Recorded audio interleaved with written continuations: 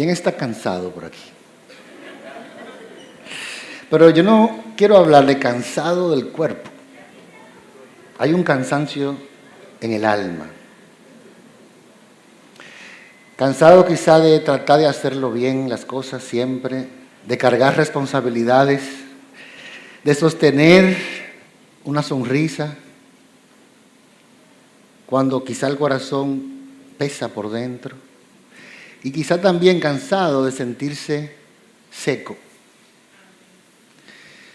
Yo quiero que nos transformemos, nos transportemos por un momento a la Edad Media, antes de la Reforma, en el mundo frío de los antiguos monasterios medievales.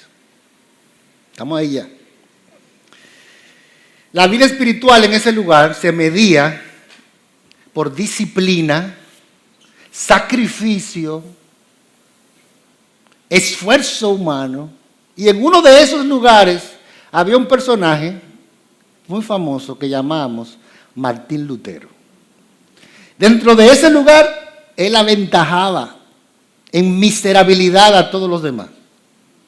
Era el más miserable de todos sus compañeros de monasterio. Vivía atrapado en una angustia espiritual constante. Su mente nunca descansaba y su conciencia no paraba de atacarlo. Él no luchaba, como quizás se lucha en este tiempo, con una fe superficial. Por el contrario, era una religiosidad extrema que lo consumía por dentro. Él estaba convencido que su problema era su propia impureza.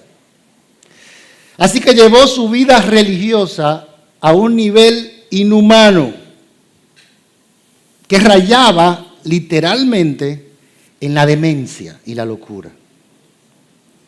Ayunaba hasta perder el sentido. Dormía sin sábanas en el invierno alemán. Y se confesaba durante horas interminables, repasando cada pensamiento. E incluso después de confesarse con sus superiores, si se le recordaba otro pensamiento en el camino, se devolvía. Sus superiores estaban desesperados de él, no lo aguantaban más. Pero Lutero no podía detenerse. Cuanto más se esforzaba por agradar a Dios, más él sentía que fallaba a Dios. En su mente Dios no era un padre misericordioso, era un juez severo. Y a él le aterraba una frase: la justicia de Dios. Con los años él confesó algo impensable. Él dijo: no amo a Dios, más bien lo odio. Y eso no era por una rebeldía en su interior, era por un agotamiento espiritual, exhausto emocionalmente, quemado espiritualmente, desesperado. Hasta una noche que leyó Romanos 1:17, que dice: mas el justo por la fe vivirá. Entonces sus ojos fueron abiertos. Él comprendió que la justicia de Dios no es la vara con la que se nos condena al pecador, sino el regalo que Dios concede por medio de la fe en Cristo. La justicia de Dios no era una demanda, es una dádiva. Él mismo escribió y dijo: me sentí nacer de nuevo. Las puertas del paraíso se abrieron de par en par. El miedo pasó al descanso. La culpa al alivio. La salvación dejó de ser una tarea imposible para convertirse por fin en gracia recibida. Porque el cansancio peor de todos y el más peligroso no es el del cuerpo, sino el del corazón que todavía no ha conocido el verdadero alivio. Mientras yo estudiaba este texto de hoy, esta semana, me di cuenta de cómo Dios usa la verdad de su palabra para refrescar nuestras almas. Dios me recordó de dónde es que viene el alivio y el refrigerio verdadero. La palabra, mientras la leía, fue ordenando mis afectos hacia Dios. todo este peso que se acumula a veces en el camino, se cayó. Me recordó que el refrigerio de Dios no siempre llega como un sacudión emocional, sino a veces como un silbido apacible que hace descansar el corazón. Y yo vengo con la seguridad de que yo no soy el único que me siento así. Yo creo que todos los que estamos aquí de una forma u otra podemos identificarnos con esto. Amén. Y para eso la mejor pregunta y la más importante es, ¿qué dice la Biblia? Y para eso quiero que me acompañen a Hechos capítulo 3, versículos del 9 y 20. Hechos 3, versos 9 al 20. Dice así: por tanto, arrepiéntanse y conviértanse para que sus pecados sean borrados, a fin de que tiempos de alivio vengan de la presencia del Señor, y Él envíe a Jesús, el Cristo designado de antemano para ustedes. ¿Por qué no oramos? Señor, Dios soberano, nos presentamos delante de ti reconociendo que sin ti nada podemos hacer, Señor. Hoy nos disponemos a abrir tu palabra, Señor, y te ruego que me ayudes, que me sostengas, reconociendo mi propia debilidad. Y te pido que tu poder se manifieste a través de ella, Señor. Pon tu verdad en mi boca, Señor, y en nuestros corazones, y permite que sea tu Espíritu Santo que guíe cada una de estas palabras, Señor, conforme a tu palabra, a tu consejo. Te pedimos por cada persona que está presente aquí, Señor. Prepara la tierra de sus corazones. Quita distracciones, Señor. Quita la dureza del corazón, oh Dios, para que al recibir esta semilla, esta palabra, pueda encontrar un lugar donde germinar y dar fruto. Que no escuchemos hoy simples palabras humanas, sino tu voz transformadora. Oh Dios, en el nombre de Jesús. Amén. Estas palabras las dijo el apóstol Pedro en su discurso, luego de haber sanado a aquel cojo en la puerta que llamaban la Hermosa. Él restauró a este hombre y anuncia que este milagro está centrado en la persona de Cristo y no en ellos. Así que la gente responde, se junta allí, y él, sabiendo que era un pueblo judío, conocedor de la ley, comienza su sermón.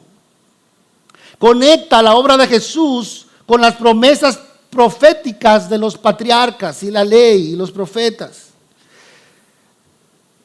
Y muestra que el alivio espiritual es algo normal en la presencia de Cristo. No es la excepción. No es una fórmula moral, sentimental, sino es una invitación a volvernos al Señor. Así que aquí Dios llama al pecador a volverse sinceramente a Dios para recibir por medio de Cristo el perdón total de sus pecados y experimentar un refrigerio real del alma que brota de su presencia. Pedro y Juan estaban juntos en este momento, subían al templo y por el poder de Dios le dicen a este hombre: yo no tengo plata ni oro, sino lo que tengo te doy, levántate y anda. Este hombre se levantó y anduvo con ellos allí, y este milagro llama la atención de la multitud, y Pedro aprovecha el momento para predicar. Deja claro que este poder no es humano, proviene de Dios por medio de Cristo, que todo apunta a Él. Y entonces en este punto del discurso hace un llamado a la multitud: arrepiéntanse y conviértanse. Esta misma gente que había matado a Jesús unas semanas antes, ahora es confrontada y se le dice: arrepiéntanse y conviértanse. Así que vamos a ver este texto por partes. La primera parte es esta: como Pedro dice, por tanto, como ya han sido convictos de sus pecados, ahora le hago un llamado que él usa dos palabras muy interesantes: arrepentirse y convertirse. La palabra arrepentirse allí es muy diferente al concepto que tenemos hoy de remordimiento. No, Esta palabra en el griego es metanoeo, que significa un cambio de mente. No es un sentimiento de remordimiento, es un cambio en la manera de pensar. Profundo, en el corazón. No es solamente sentirse mal por el pecado, es reconocer que se iba por un mal camino y cambiar de perspectiva.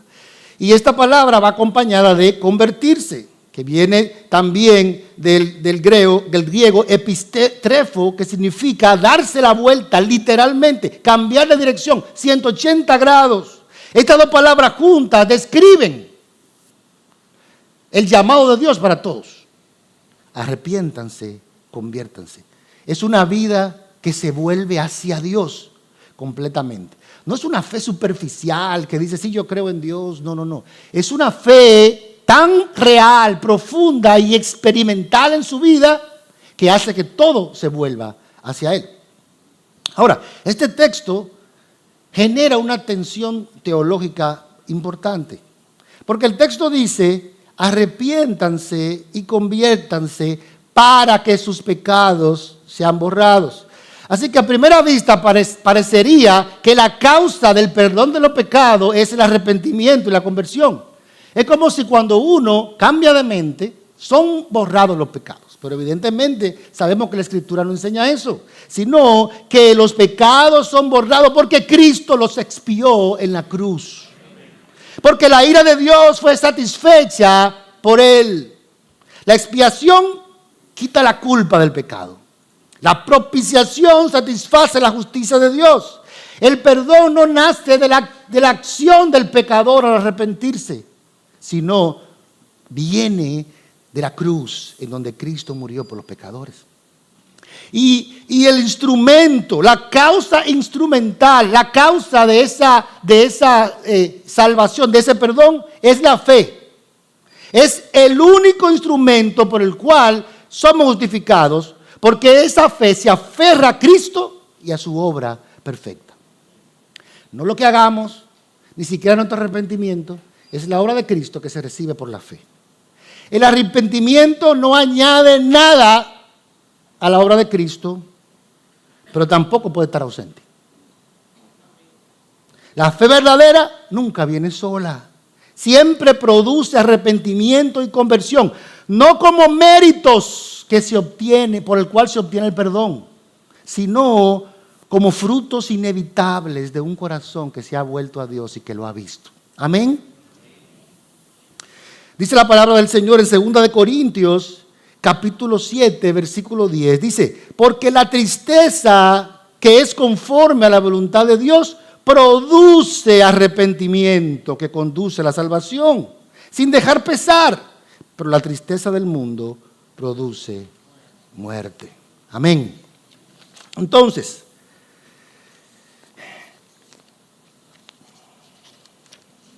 los puritanos del siglo XVIII presentaban el avivamiento que produce verdadero arrepentimiento, lo llamaban un despertar. Es una hermosa manera de nosotros entender lo que quiere decir el texto con arrepentimiento. Es un despertar. Pedro lo conecta con la promesa de tiempos de alivio y de refrigerio que vienen de la presencia del Señor. El arrepentimiento no produce la gracia, sino que el arrepentimiento es la respuesta a la gracia que ya ha llegado al corazón. Es como despertar en la mañana. Cuando usted abre los ojos no se crea la luz, ¿verdad que no? Usted abre los ojos y la luz estaba ahí. De hecho, es la luz que lo despierta. Y ahí es que usted abre los ojos, se levanta y puede ver y levantarse de la cama y caminar. Ese es el arrepentimiento. Nosotros no creamos el perdón ni el arrepentimiento. Viene como fruto de un corazón en el cual la luz de Cristo ya ha brillado. Miren cómo lo dice Hechos capítulo 11, versículo 18. Dice, al oír esto, se calmaron y glorificaron a Dios diciendo, así que también a los gentiles, miren cómo dice, este es el énfasis, ha concedido Dios el arrepentimiento que conduce a la vida. En otras palabras, el arrepentimiento es un don de Dios, es un regalo que viene cuando ha sido recibida la gracia de Dios en el corazón.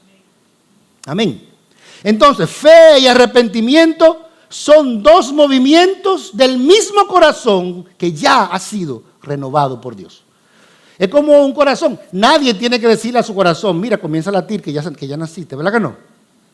Inmediatamente hay vida, empieza el corazón a latir solo, porque cuando hay vida, entonces hay dos movimientos, como el corazón que tiene dos movimientos. Fe, arrepentimiento, continuamente.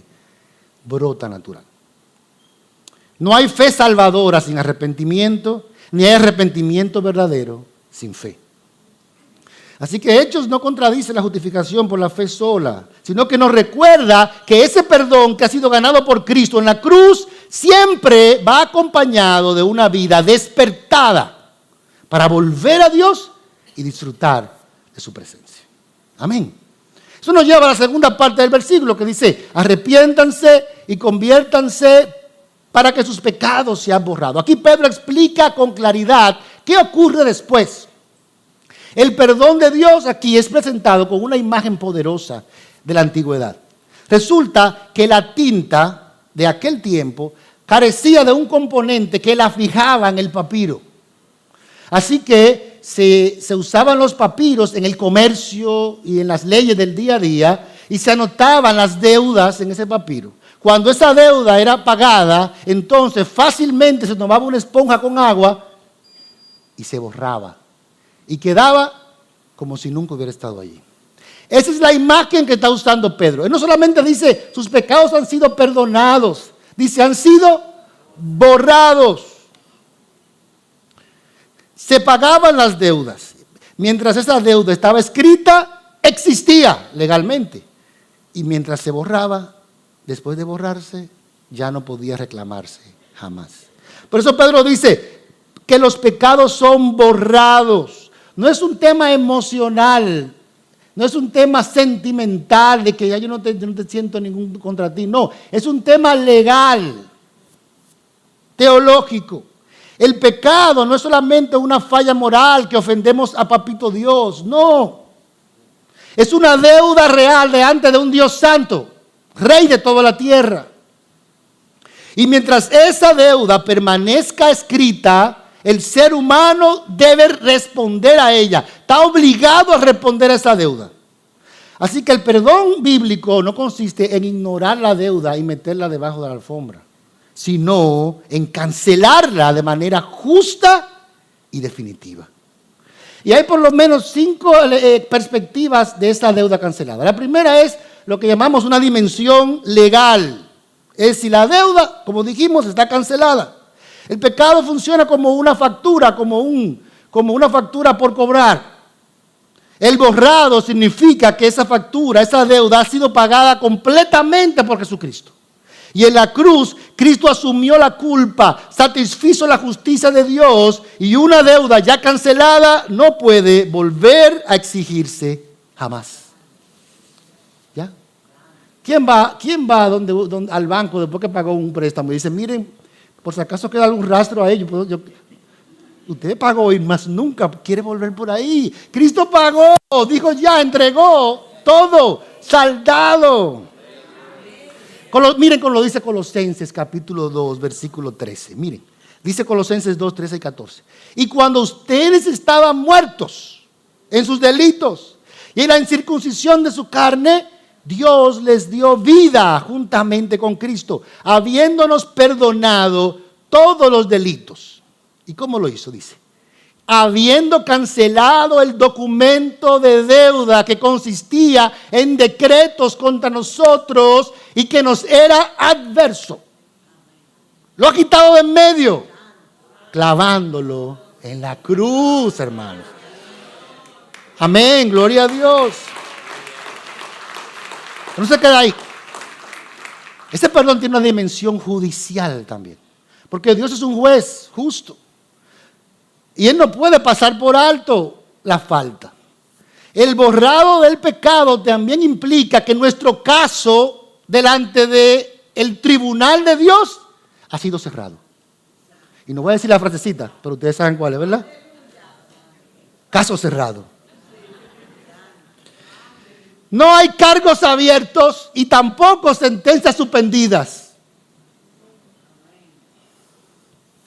El veredicto ha sido pronunciado, no culpable.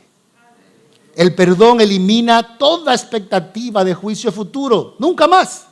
Romanos 8:1 dice, por tanto, como hemos sido perdonados, como ha sido borrados, casi no hay ninguna condenación en Cristo, ¿verdad?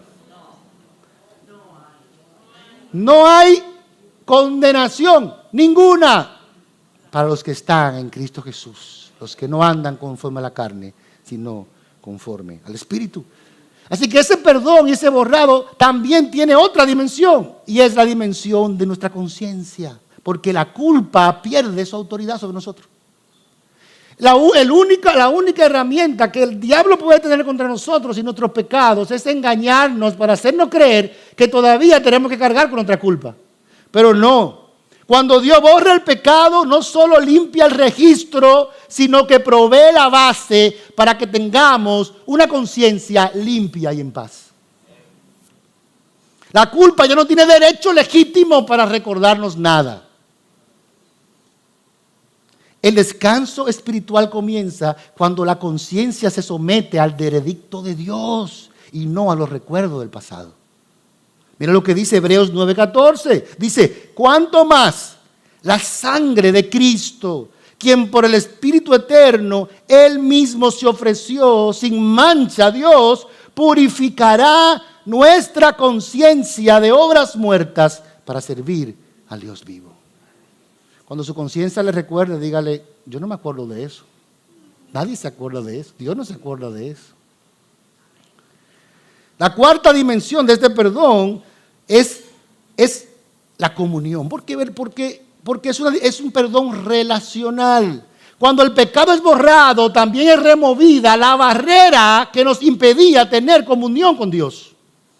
El perdón no solamente nos libra de la culpa, sino que restablece y abre las puertas para acercarnos a Dios con libertad, no por nuestros méritos, sino por los méritos que han sido imputados a nosotros por causa de Cristo y su vida. Mira lo que dice Efesios 2:13. Dice, pero ahora en Cristo Jesús ustedes que en otro tiempo estaban lejos, sin esperanza, sin Dios, sin comunión. ¿Qué ha pasado con eso? Han sido acercados. No solamente te está llamando a acercarte, no, miren, yo me imagino como un jalón para acá, ven. Han sido acercados por la sangre de Cristo. Ha sido restablecida la comunión con Dios. Hemos sido reconciliados con Dios. Éramos enemigos de Dios, ahora nos llama amigos, hijos. Pero además, este borrado de los pecados, además de tener una dimensión legal, judicial, en nuestra conciencia, en nuestra relación con Dios, es permanente e irreversible. El perdón no es temporal ni tampoco condicional, sino que es permanente. No está condicionado a la conducta que tengamos después, a ver si te mantengo el perdón. No, ya, pagado, cumplido. Porque está basado en la obra de Cristo en la cruz, no en nuestra obra. Lo que ha sido borrado por la cruz no puede ser reinstalado en la memoria humana por ninguna razón.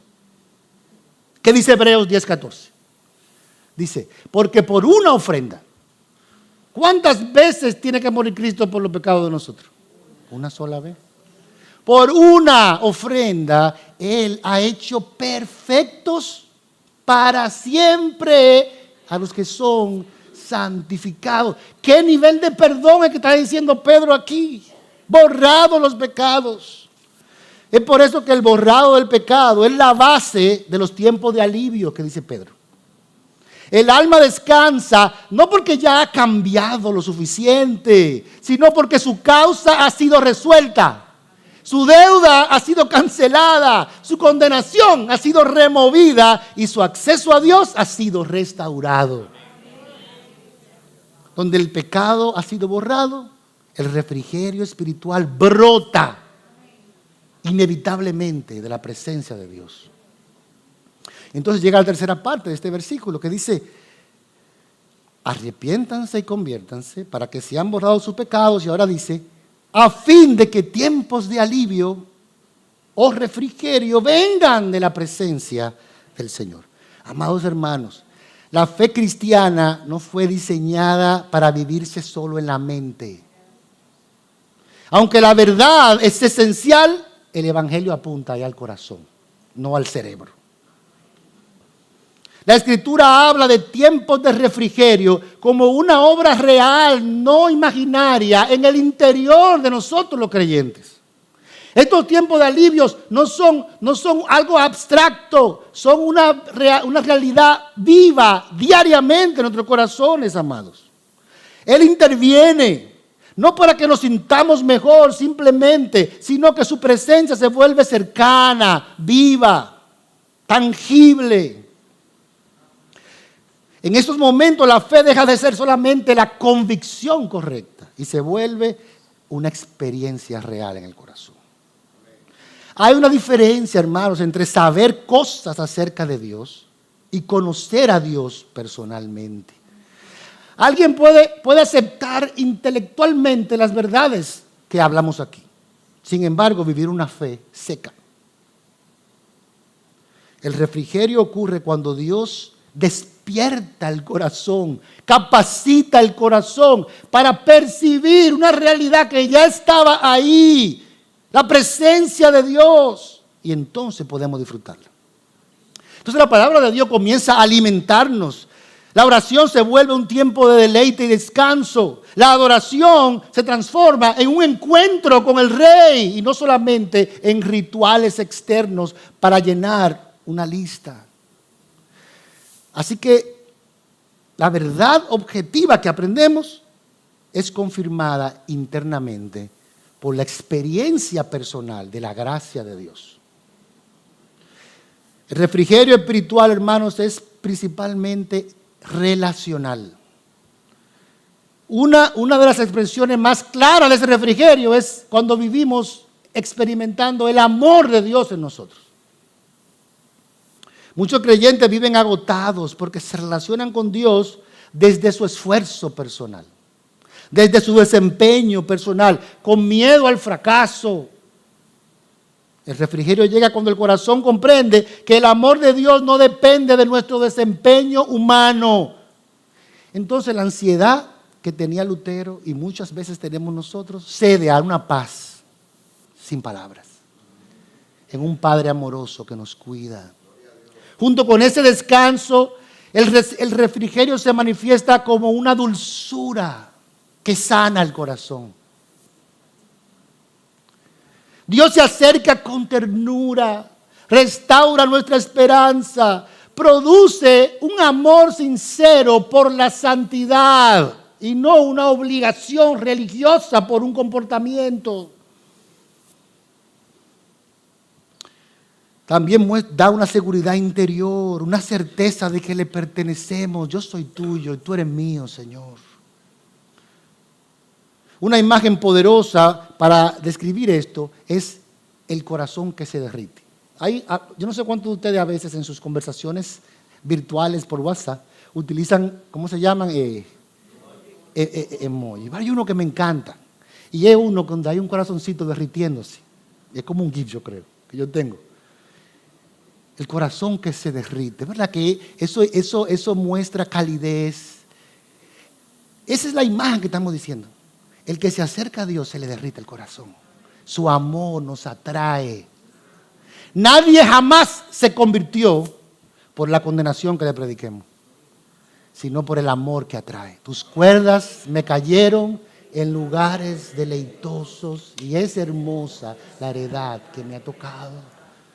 Dios nos convierte derritiéndonos el corazón, no enganchándonos con un garfio por la nariz, jalándonos.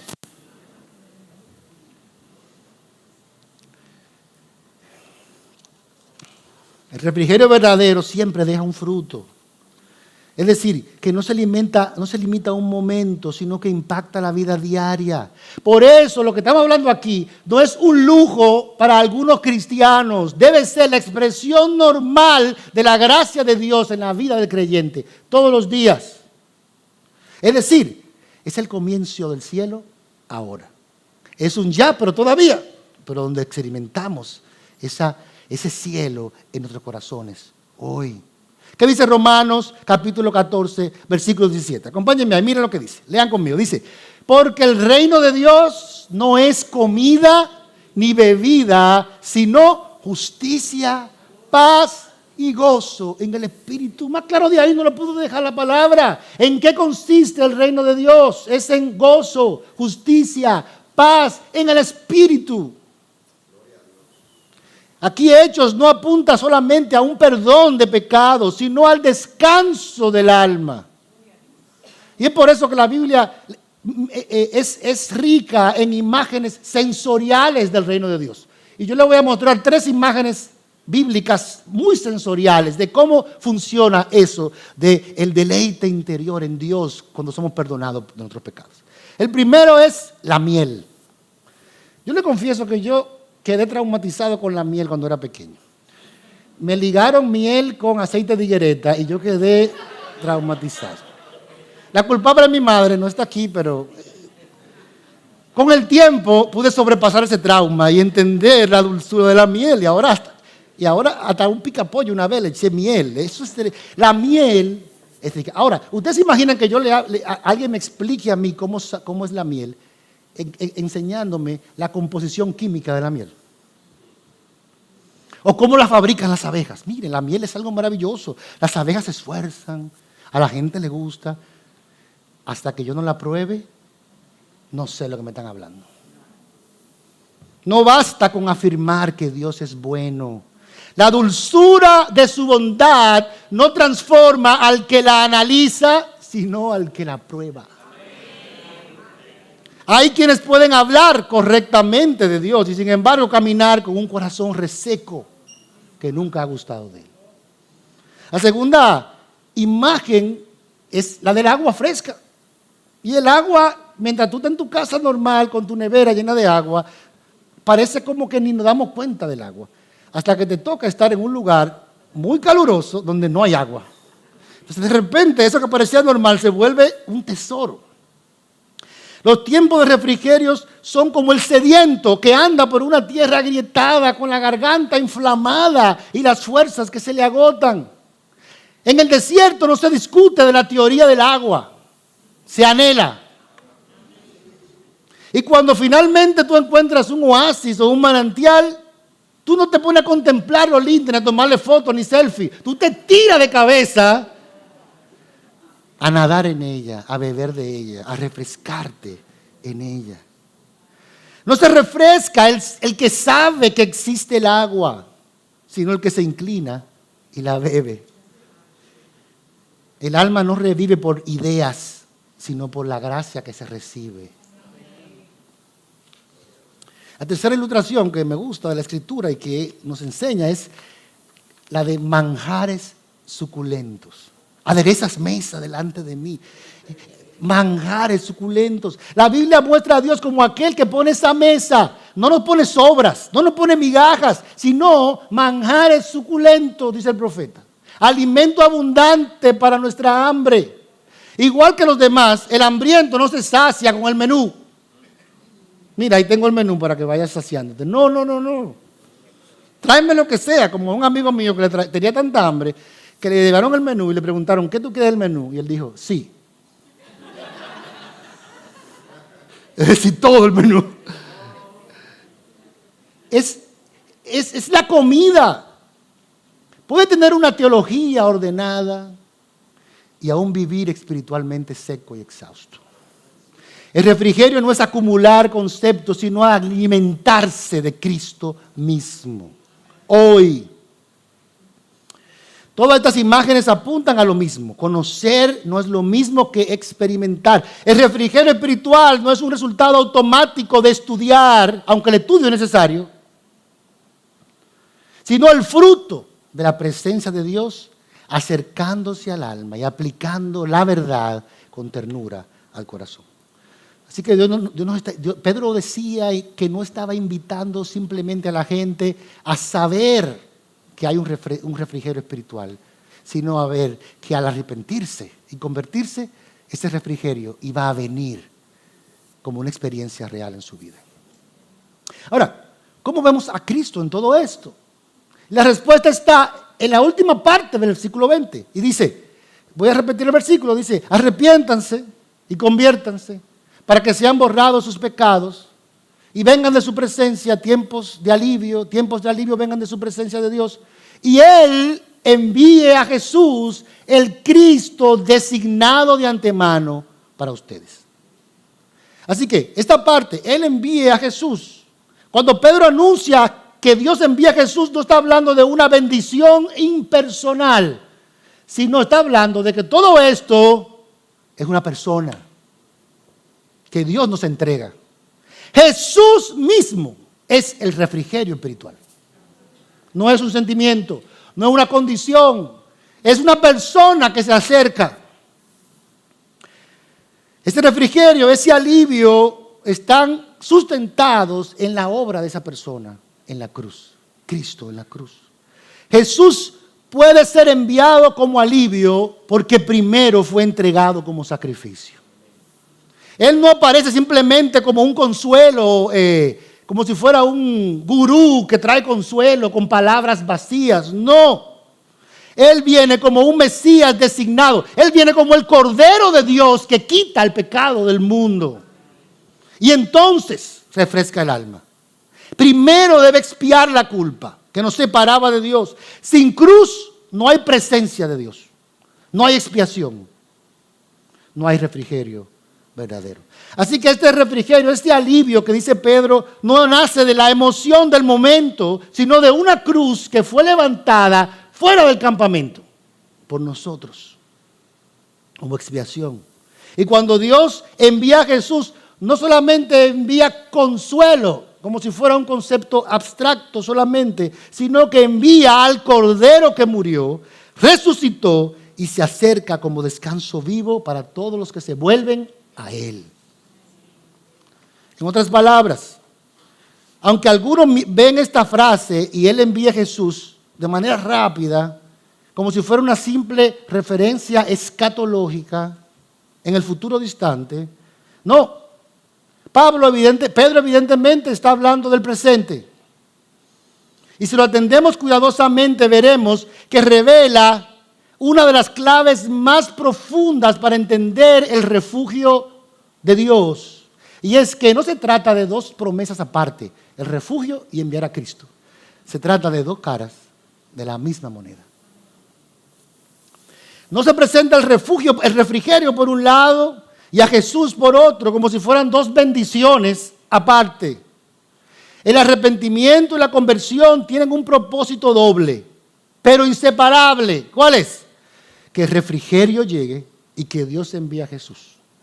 El refrigerio no existe sin el envío de Jesús, y el envío no es estéril porque trae siempre el refrigerio que produce su presencia. Uno de los puritanos del siglo, como mencioné, del siglo XVIII, eran especialmente cuidadosos y entusiastas de esto. John Owen, acerca de esto, dijo: aunque Cristo permanece corporalmente arriba en el cielo, es enviado verdaderamente a nosotros cuando hace efectivos en nuestras vidas los resultados de su intercesión, de su mediación. ¿Y dónde lo vemos en la Escritura? 2 versos. Juan 14, 18. El mismo Jesús, ¿qué dijo? Miren, dice: no los dejaré huérfanos. Aunque hay momentos en que dice enviaré el Consolador, indiferentemente ahora dice vendré a ustedes. Vendré a ustedes. Dice, un poco más de tiempo y el mundo no me verá más, pero ustedes me verán, porque yo vivo. Ustedes también vivirán. En ese día conocerán que yo estoy en el Padre, en mi Padre, y ustedes en mí, y yo en ustedes. Pero Colosenses 1:27 también lo dice claramente. Dice, a estos Dios quiso dar a conocer cuáles son las riquezas de la gloria de este misterio entre los gentiles. En otra palabra, vamos a una pausa ahí antes de seguir. El Señor reveló un misterio en nosotros. Lo mismo que está predicando Pedro. Es revelado ese misterio. ¿Y ese misterio cuál es? Que no se trata de reglas ni de una religión externa, sino de una persona que viene y trae refrigerio. Cristo en ustedes, la esperanza de gloria. Jesús fue designado de antemano, no solo para venir una vez, ni solo para volver al final, sino para ser enviado a nuestros corazones desde la presencia del Padre, como la fuente verdadera de refrigerio de aquellos que se arrepienten. Fíjense, y este pasaje muestra que estos refrigerios vienen de la presencia del Señor. Y esta palabra presencia, sobre todo en el hebreo, era más que solamente una persona al lado. Estaba conectado con el rostro de Dios inclinado hacia el bienestar de una persona. Y cuando dice que de la presencia de Dios, está diciendo del rostro de Dios que brilla en favor hacia nosotros, es que viene ese tiempo de refrigerio. Toda sequedad se va. Y cuando Él vuelve su rostro, hay vida, paz y gozo. Salmo 16:11. En tu presencia, plenitud de gozo. ¿Y qué más hay? Me encanta esta palabra. Delicias. Hermanos, si la Biblia dice que hay delicias, es porque es una cosa maravillosa. Delicias a tu diestra para siempre. De esta perspectiva, la relación entre la presencia de Cristo, el envío de Cristo, el alivio del refrigerio espiritual es clara. Donde Jesús es enviado, el alma es refrescada. Y él es enviado especialmente cuando hay un corazón que entiende su necesidad. Cansados. Mire el caso que vimos de Martín Lutero. Aplastados por la culpa. Pobre de espíritu. Cristo es enviado a los que ya no pueden seguir más cargando. Como dijo, como el peregrino de Juan Bunyan, que cuando aquel día llega por fin a la cruz, a los pies de la cruz, con el peso de su culpa en un saco gigantesco, ese peso cae y rueda por la montaña y queda libre. Mateo 11:28. El mismo Señor lo dijo. Vengan. ¿A quién? Vengan a la iglesia. Dice, no. Ni siquiera dice vengan a la Biblia, ni siquiera dice oren más, dice vengan a mí. Todo eso es parte de venir a Él, pero es secundario a su persona. Vengan a mí, todos los que están cansados y cargados. ¿Y qué va a pasar? Tal vez, dependiendo de cómo ustedes se porten, y si se arrepintieron y se notan los frutos, entonces los haré descansar. No dice así. Y yo los haré. No les ofreceré descanso. Miren, no dice les ofreceré descanso. No dice extenderé un lugar para que puedan adquirir el descanso. No, dice los haré descansar, dice. Eso me encanta. El arrepentimiento no termina solo con el perdón, sino que termina en presencia de Dios. Dios no solo borra el pecado, envía a su Hijo. Los tiempos de alivio, los tiempos de refrigerio y el envío de Jesús no son dos cosas separadas, sino lo mismo.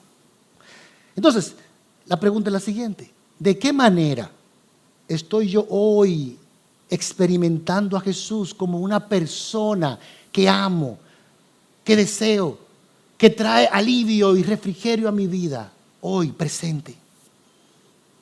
Toda la Biblia explica esto. Y yo quiero ver algunos versículos que la Escritura nos enseña, nos muestra y nos trae luz. Miqueas 7:18, uno de mis versos preferidos de la Biblia entera. ¿Qué Dios hay como tú? Ya con eso podemos terminar hoy, hermano. ¿Qué Dios hay como tú? Que perdona la iniquidad, que pasa por alto la rebeldía del remanente. Mira, hermano, si Dios no pasara por alto a nosotros rebeldía, todos nosotros duráramos 3 segundos aplastados. Pasa por alto la rebeldía del remanente de su heredad. No persistirá en su ira para siempre, porque se complace. La misericordia no es una obligación incómoda de su carácter que Él tiene que cumplir. No, es el deleite de su alma para sus redimidos. Sigue, versículo 19. Dice, volverá a compadecerse de nosotros. ¿Cuántas veces?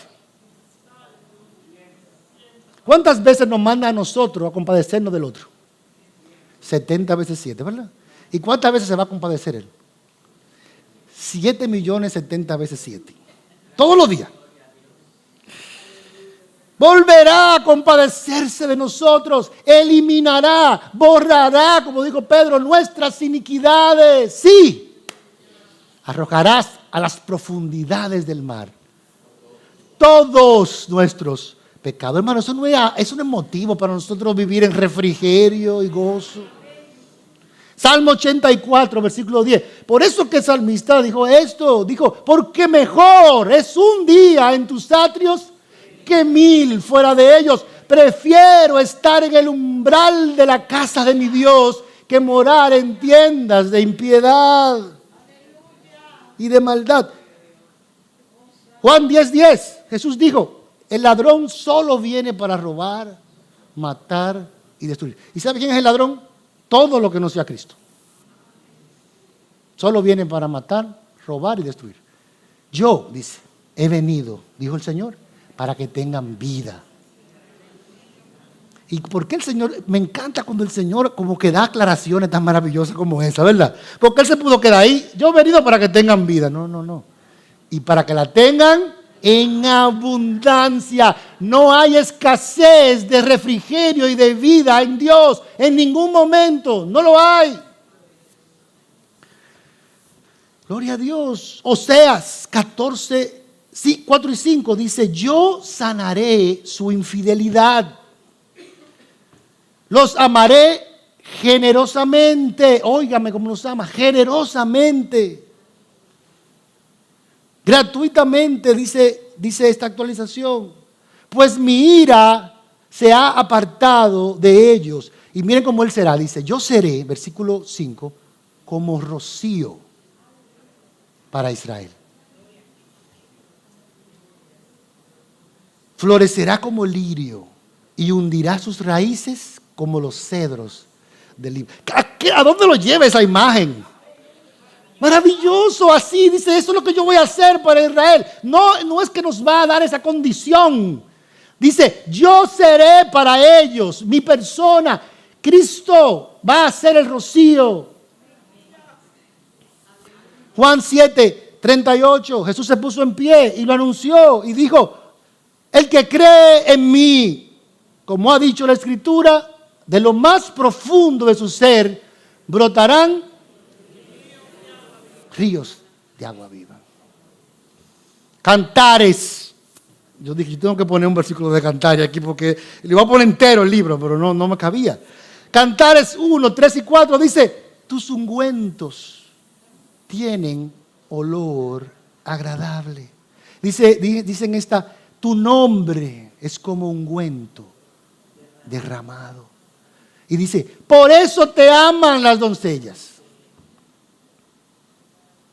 Atráeme, llévame en pos de ti y corramos juntos. El rey me ha metido en sus cámaras. Nos regocijaremos y nos alegraremos en ti. Exaltaremos tu amor más que el vino. Y después dice, con razón te amo. ¿Usted ha visto cuando alguien no es cristiano y lo ve a usted con gozo y no sabe hasta que un día se convierte en cristiano y dice, ahora es que entiendo?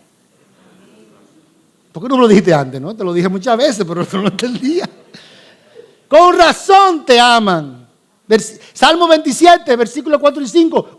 Una cosa he pedido al Señor y esa buscaré, que habite en la casa del Señor todos los días de mi vida. ¿Para qué? Para contemplar la hermosura del Señor. Su deseo estaba centrado no en un lugar, sino en una persona.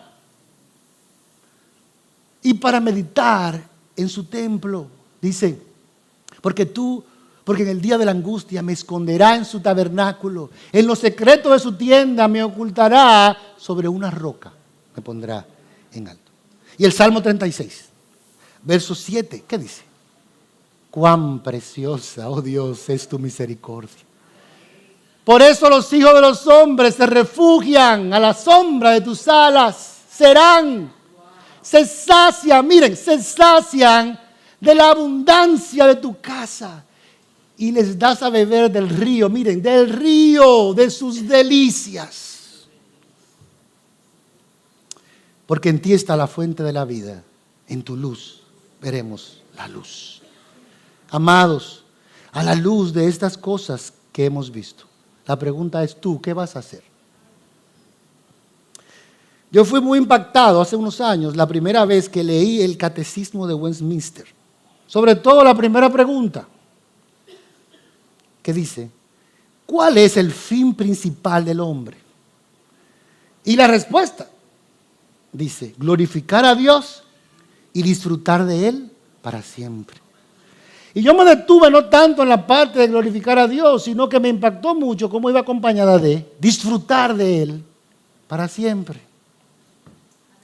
Sin darme cuenta, esa verdad me confrontó con otra pregunta que no estaba escrita, y era, ¿estoy yo disfrutando a Dios?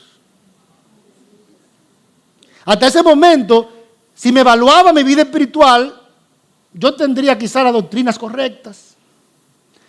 Vivía de una manera de lo que la gente esperaba de mí. Disciplina. Creía bien, hacía bien. Pero esa pregunta no tenía que ver con lo que yo hacía, sino con mi corazón en mi relación con Dios. Entonces yo entendí que podemos glorificar, entre comillas, a Dios externamente y no disfrutarlo internamente. Podemos hacer muchas cosas para Dios sin disfrutar a Dios. Jesús nunca nos llamó a un activismo religioso impecable, sino una relación donde fluye la vida abundante. Desde entonces, esa pregunta me quedó como una brújula para mi alma. ¿Estoy glorificando a Dios y disfrutando de Él hoy? Hay por lo menos 3 principios que podemos aplicar en este texto de estas cosas que hemos visto. La primera implicación es la siguiente. Es que el arrepentimiento lo que hace es despertar el alma, o en otras palabras, habilitar el alma para el deleite. Dios no nos quita el gusto, nos devuelve el paladar. Muchos de nosotros nos resistimos al arrepentimiento porque en el fondo creemos que el pecado es delicioso y que Dios es aburrido. Y pensamos que arrepentirse es decirle adiós a la diversión para entrar en una vida de dieta estricta e insípida. Pero no. Pedro no nos llama a la privación, sino a la sanidad del paladar. El problema del hombre no es que desee placer, sino que se conforma con los placeres podridos que lo enferman. El pecado viene siendo una especie de engaño culinario. Promete satisfacción, pero intoxica. Imagina un náufrago delirando por la fiebre en alta mar.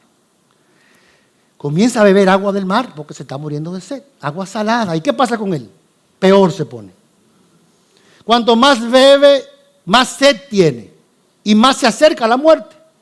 Entonces tú llegas con un botellón de agua fresca y le dices, déjate beber esa agua y bébete esta. Usted le está haciendo un daño. Usted le está quitando la diversión a él. Usted lo está salvando. El pecado es agua salada. Y el arrepentimiento es el momento en que la fiebre baja, recupera la cordura, escupes el agua salada y finalmente saboreas el agua fresca de vida. ¿Qué dice Isaías 55, versículo 2? Dice, Miren qué pregunta. ¿Por qué gastan dinero en lo que no es pan? Y su salario en lo que no sacia. Y dice, escúchenme atentamente y coman lo que es bueno y se deleitará su alma con manjares de abundancia.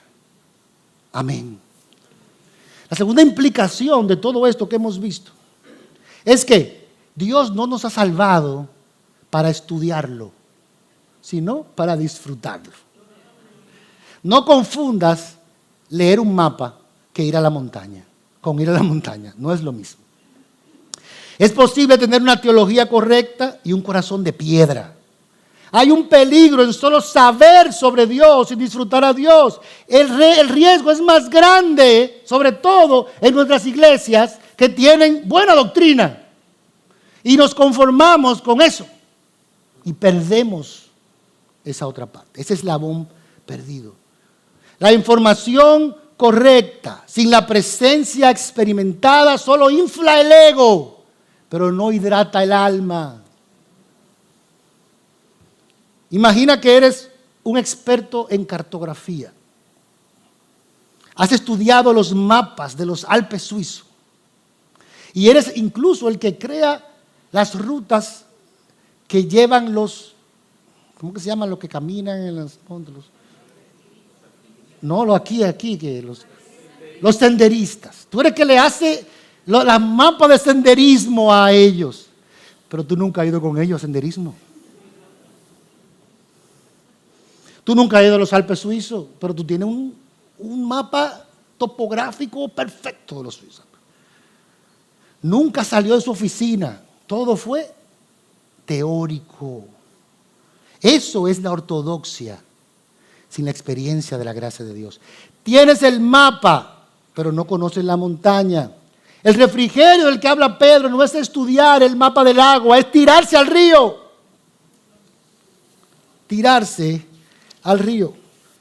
¿Qué dice Job, capítulo 42, versículo 5?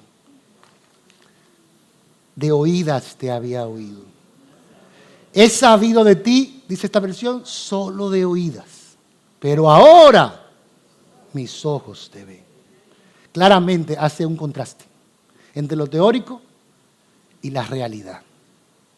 Si hoy te quitaran tus libros, tus sermones online, tus rutinas religiosas, ¿te quedaría una relación viva con una persona o solamente te van a quedar conceptos abstractos? No te conformes con ser solo un bibliotecario de la verdad. Dios te llama a ser un amante devoto de su presencia. Pero, ¿qué es lo que pasa? ¿Cuál es el diagnóstico? El diagnóstico aquí es que hay un eslabón perdido en la mayoría, en mucha gente. Y me van a disculpar que voy a usar 3 palabritas domingueras. Digo, hoy es domingo, o sea que tocan. Para entender mejor este eslabón. La primera palabra, la mencionamos, es la palabra ortodoxia, que significa la doctrina correcta. Doxia es doctrina correcta. Y está bien, debemos tener una ortodoxia. La segunda palabra es ortopraxia, que es tener una práctica correcta. Si la ortodoxia es el cerebro, la ortopraxia es los músculos, las manos. O sea, no podemos solamente saber, sino obedecer y actuar. Pero el eslabón perdido está en la tercera palabra, que algunos llaman ortopatía, y es el corazón correcto, los afectos correctos. Estas 3 deben estar presentes, unidas entre sí. La ortodoxia sola puede volvernos fríos. Hablamos de la gracia sin refrescarnos en ella. La ortopraxia sola nos agota. Obedecemos y servimos como esclavos cansados, no como hijos con un padre amoroso. El verdadero refrigerio ocurre cuando la verdad viene de la mente al corazón y se vuelve experiencia. Cuando Cristo alcanza no solo nuestra teología, sino nuestros afectos más profundos. El gozo se vuelve inevitable. Hermanos, no nos conformemos solo con conocer bien a Dios, ni obedecer bien a Dios. Busquemos amar bien a Dios. La tercera implicación de todo esto es que el refrigerio o el alivio se experimenta en su presencia. Como hemos dicho, el verdadero refrigerio no es una condición, es una persona. Este texto une tiempos de refrigerio con el envío de Cristo. No es una experiencia aparte. No tenemos que hacer algo más para el refrigerio. No es ahora, no añadieron otra tarea como cristianos y es deleitarnos en Dios. No, es una tarea. Ese es el fruto de la presencia de esta persona en nosotros, Cristo en nosotros. Vivimos con el alma inquieta muchas veces. Pero cuando Cristo se nos da, el corazón descansa. El refrigerio no procede de nuestra comprensión mental, sino de poder permanecer en su presencia delante de Él. ¿Qué fue lo que logró que Asaf desistiera de su envidia? Que lo tenía atormentado, agotado y aplastado. En el Salmo 73. Por poco se deslizaron mis pasos, cuando todo lo que estaba pasando alrededor de mí me estaba agobiando. ¿Dónde cambió todo? Hasta que me explicaron los argumentos. Hasta que entrando en el santuario de Dios, en la presencia de Dios, ahí se cae todo. Imagínate una sala de emergencia. Una noche caótica. Sirenas sonando por todos lados, gente corriendo, monitores pitando, médico entrando y saliendo, emergencias, enfermeros. Y tú estás sola en una camilla, esperando que te atiendan. En un terror, ¿verdad que sí? Me aterroriza a mí. Sin embargo, llega ese momento cuando el médico se acerca, te mira a los ojos y te dice, ya estoy aquí, te tengo. La bulla sigue, igualita, el caos no desaparece, pero la presencia del médico lo cambia todo. El texto no dice que Dios quita la emergencia, dice que envía a Jesús. El refrigerio no es que la vida deje de doler, es saber que no estás solo en esa camilla. ¿Qué fue lo que le pidió? Lo único que le pidió Moisés a Dios. ¿Y qué le contestó Dios en Éxodo 33? Señor, no me saque. Y la respuesta de Dios, ¿cuál fue? Mi presencia irá contigo. ¿Y qué va a hacer esa presencia? ¿Qué más se puede pedir? Diga. Lo demás, como dice la canción, no viene al caso si tú estás conmigo. Estas verdades no fueron dadas para ser solamente entendidas, amados, sino para examinarnos a nosotros mismos. Aquí se nos ha mostrado un arrepentimiento que vuelve el corazón, que despierta el corazón, que nos habilita para deleitarnos en Dios. Una presencia que viene a nosotros, que trae refrigerio, un Cristo que es enviado.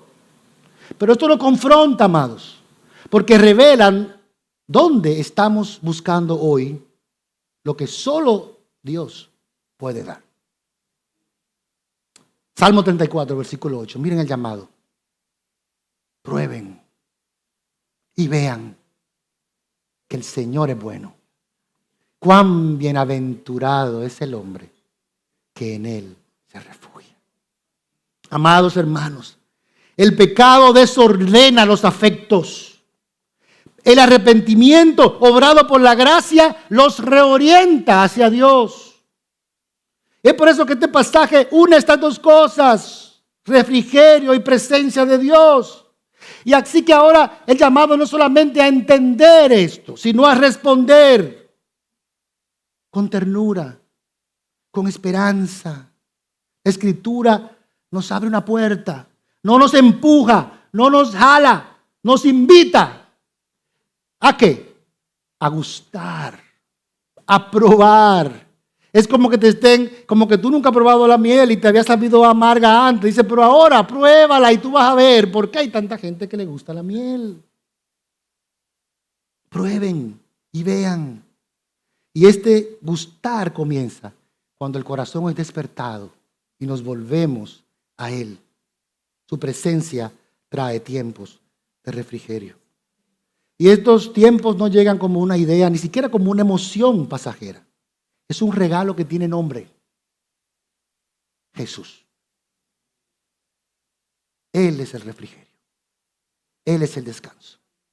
Él es Dios con nosotros. Él es que ha tabernaculizado en medio de nosotros. Oramos para que esta semana no salgamos solamente convencidos, sino vueltos a Él. No solo informados, sino rendidos. No solo creyendo nuevas verdades o recordándolas, sino gustando al Señor. Porque el que se vuelve a Dios, su presencia es enviada, y quien recibe la presencia de Dios disfruta tiempos de refrigerio. Entonces yo le pregunto, amado, si Dios nos manda a arrepentirnos y a convertirnos, ¿te estás volviendo a Él verdaderamente? Si Dios promete borrar nuestros pecados, ¿sigues cargando culpas que Él ya borró? Y si Él anuncia tiempos de alivio y refrigerio desde su presencia, ¿por qué sigues comprando cosas que no alimentan? ¿Por qué sigues buscando alivio lejos de Cristo cuando Él es el único refrigerio? Dios llama al pecador a volverse sinceramente a Él para recibir en Cristo el perdón total de nuestros pecados y experimentar un refrigerio, un alivio del alma que brota de su presencia. Amados, Hechos 3 presenta el Evangelio como una invitación a volvernos a Dios. Para recibir el perdón en Cristo, profundo, real, descanso. Después que Pedro sana a este cojo, se dirige al pueblo y le dijo: es que lo que Dios quiere es más que una sanidad de un cojo, es que nos volvamos a Él de todo corazón. Entonces Él enviará a su Hijo y con Él tiempos de refrigerio. Estas cosas están unidas, amados. Llevemos en nuestro corazón esta verdad. Nuestro cristianismo, nuestra fe, no está conectada a otra cosa que no sea a una persona, a Jesucristo, el Verbo de Dios, el Cordero de Dios. Este es un llamado frontal que Pedro hace y que Dios nos hace a nosotros hoy. Y el llamado no es a corregir conductas, sino a volver el corazón con la pregunta: ¿dónde estás buscando tu deleite? Si Dios nos borra la culpa y ofrece refrigerio en su presencia, si el arrepentimiento es el fruto del despertar del alma habilitado para disfrutar a Dios, entonces, ¿por qué te sigues saciando con sustitutos vacíos? ¿Has probado la dulzura de Cristo? Porque hasta que Cristo no sea dulce, el pecado nunca va a ser amargo para nosotros. Amén. Comenzamos preguntando: ¿alguno está cansado aquí? Porque a pesar de las cosas que podamos lograr, nuestra religiosidad externa, el alma a veces no encuentra reposo. Y esto es el diseño de Dios. Como dijo el antiguo obispo africano del siglo V, en su testimonio que se llama Confesiones, Agustín dijo, y aquí termino: nos hiciste, Señor, para ti, y nuestro corazón estará inquieto hasta que descanse en ti, solo en el Señor. Le invito a ponerse en pie, vamos a orar. Señor,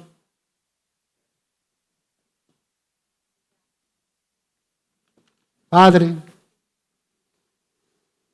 te damos gracias, Señor, porque tu palabra hoy nos ha recordado que nos hiciste para ti, Señor, y que nuestro corazón va a estar inquieto, seco, hasta que finalmente encuentre su descanso en ti, Señor.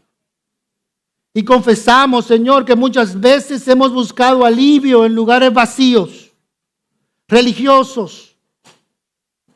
Pero hoy entendemos que no nos salvaste simplemente para acumular conceptos o para seguir rituales externos en nuestra vida, sino para aprender a disfrutarte verdaderamente, Señor.